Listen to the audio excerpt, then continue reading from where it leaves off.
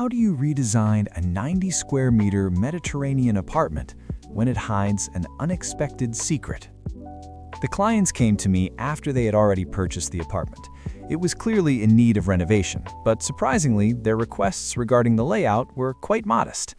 They wanted to widen a corridor that felt long and narrow, open the kitchen toward the living room, and better define several leftover spaces whose purpose was unclear. Nothing radical, at least on paper. My first visit to the apartment, right after they received the keys, turned out to be decisive. All the windows were closed. Some of them couldn't even be opened. I insisted on opening every single one, trying to understand what each space was actually facing, and that's when the secret revealed itself. From the back service area, there was a stunning Mediterranean view, tree canopies in the foreground, and a glimpse of deep blue sea beyond. At that moment, the design direction became obvious. The guiding principle had to be the view, not as a bonus, but as the organizing force of the entire apartment.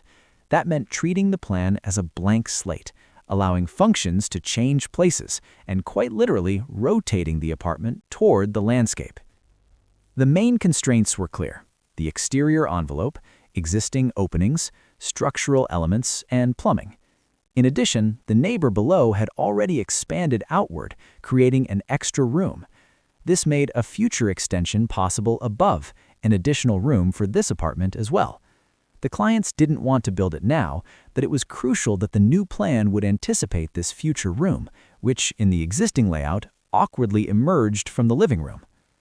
After many conversations, we defined the required program: a master bedroom with ensuite bathroom, a bedroom for a teenage child, a third bedroom for a future child, a shared bathroom, an open-plan living room and kitchen, a dining area, and a workspace that would be connected to the public area, but not overly exposed, visible yet discreet. I explored two planning options. The first was less radical and more budget-friendly. It was based largely on the existing layout, with minimal demolition. The main changes were opening the kitchen to the living room, replacing a wall with a large island, converting the enclosed balcony into a workspace on the living room side while enlarging a room on the other, creating an additional bathroom from scratch, allowing the existing bathroom to connect directly to the master bedroom, and placing the washer and dryer in a service cabinet between the bedrooms. The most challenging part of this option was the new bathroom, which required bringing plumbing into an area where it didn't previously exist. Fortunately, an external vertical drainage pipe allowed for a workable solution, even if it meant thickening part of the wall to achieve proper slopes. However, one thing was missing: the view. In this option, the spectacular landscape remained at the back of the apartment, serving mainly the master bedroom and its bathroom, spaces used mostly at night. During the day, the apartment barely benefited from its greatest asset. So I developed a second option, one where the view became the core concept. We went back to the existing condition and removed all interior partitions, keeping only what couldn't be changed.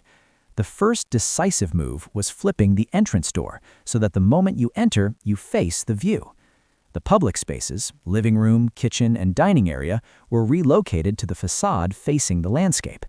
From the very beginning, plumbing dictated many decisions.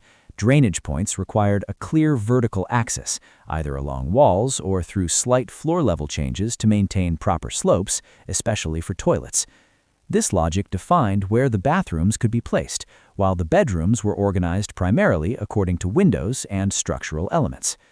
A small leftover area next to a window turned out to be perfect for a workspace. It connects visually to the public space, yet remains tucked away. To enhance this separation, the workspace was raised on a platform, creating a distinct work bubble with visual connection and at the same time allowing plumbing to pass underneath. The central element of the kitchen is the island. A remaining structural column pierces it, helping define and separate the kitchen from the living area. One side of the island functions as work surface, the other as storage and media for the living room. The rest of the kitchen is composed of wall-integrated storage, keeping the space clean and quiet.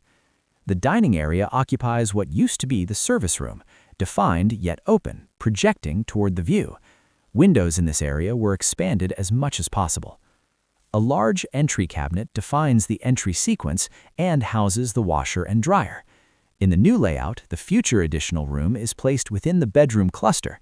With minimal changes, it can later be accessed from the corridor, or alternatively be absorbed into the master suite as a generous walk-in closet.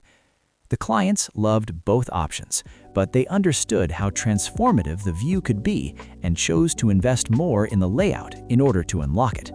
To balance the budget, all other renovation choices remained relatively simple, which perfectly aligned with the project's logic.